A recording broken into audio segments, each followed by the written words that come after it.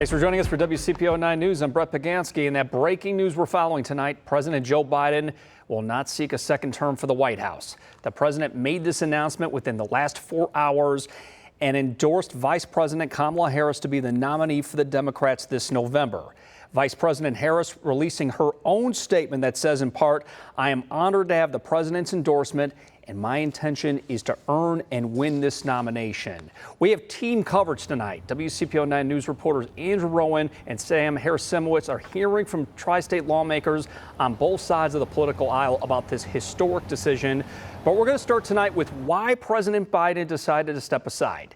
ABC News reports the president told his senior team he changed his mind about staying in the race at 1:45 today.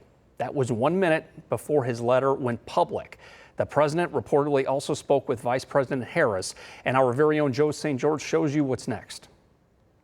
With a little more than 100 days to go until Election Day here in 2024, the Democratic Party's nominee for president will not be President Joe Biden. The president stepping aside in a historic announcement Sunday afternoon.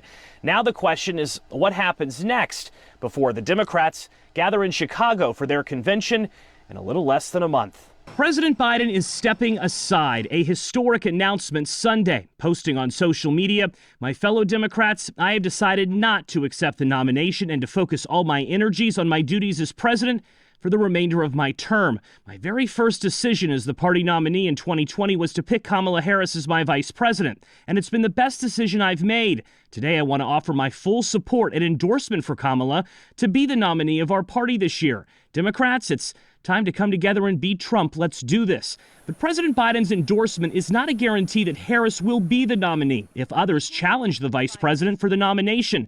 The Democratic National Convention doesn't begin until August 19th in Chicago. Under current DNC rules, it's possible that the new nominee will be picked prior to the convention. Of course, with the historic nature of this announcement, it also remains possible that a nominee is not decided until the convention. President Biden is not expected to address the country until later this week, with much of the Democratic Party's future now being discussed among its top leaders. Top governors like Gavin Newsom of California, Gretchen Whitmer of Michigan, Andy Beshear of Kentucky, and Jared Polis of Colorado.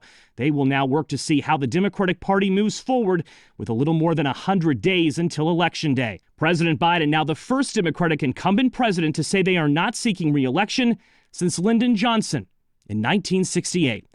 Former President Donald Trump and his campaign already out with a statement late Sunday attacking Vice President Kamala Harris, saying that she would be worse for the country than President Joe Biden. Of course, this is just the latest development in what has been an uncharted 2024 election, with Americans paying attention minute by minute to every development.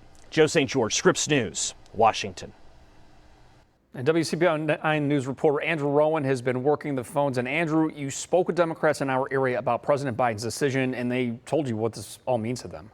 Yeah, Brett, there is a lot of praise for President Biden tonight. People calling this a patriotic decision, saying the president is putting his country before himself. Representative Greg Landsman writing, "His decision is truly a patriotic one. This is quintessential Joe Biden."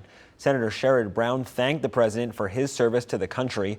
Both men were part of the growing list of congressional Democrats coming out on Friday to say President Biden should drop out. Earlier, I spoke with State Representative Rachel Roberts. She is the Democratic Kentucky House Minority Whip representing Newport. She called this a historic day. She shared her gratitude to the president for his lifetime of public service.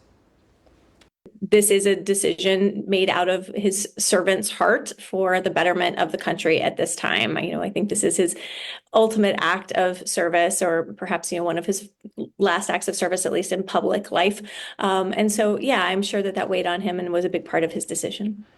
Now, up until this afternoon, this election was a rematch, Biden versus Trump, and a lot of people tuned it out. But with a new Democratic ticket on the way tonight and a new vice presidential pick on the Republican side less than a week ago, NKU political science professor Shauna Riley says this chaos has an impact on voters, but what that impact is still remains to be seen. Even know who the candidates are, let alone policy platforms, decisions, down ticket. I hope voters are tuning in and paying attention to what's going on. I hope they're going to turn out in November. A good democracy is one where people participate. but I can certainly understand that this is just so overwhelming. For sure. 8 days ago, former President Trump faced an assassination attempt. The Republicans held a convention in Milwaukee, and now Democrats are looking for a new presidential ticket. Brett, coming up at 11, we are going to unpack all of that, including we'll hear more from local Democrats on what it means for some of those down ballot races. All right, Andrew Rowan live in studio tonight. And many Republicans on the national, state, local levels are reaffirming their support for President Donald Trump, regardless of who his opponent is going to be this coming November. And WCPO 9 News reporter Sam Harris-Simowicz is live in Middletown. And Sam, you found out there was a much different response on the other side of the political aisle. Yeah, Brett, those reactions pouring in on social media from local Republican lawmakers and leaders, many of them being very critical of the Democratic Party following the announcement from President Joe Biden that he will not be seeking re-election in 2024. Now, I want to share this reaction from Ohio Chairman of the Republican Party, Alex Triantafilou. He said, quote, in that statement, "If Joe Biden is not fit to be president in January, he is not fit to be president today," end quote. Ohio State Representative Adam Matthews spoke with me earlier today about what his hopes are for Ohio voters, specifically how he feels about today's announcement and how it could sway moderates.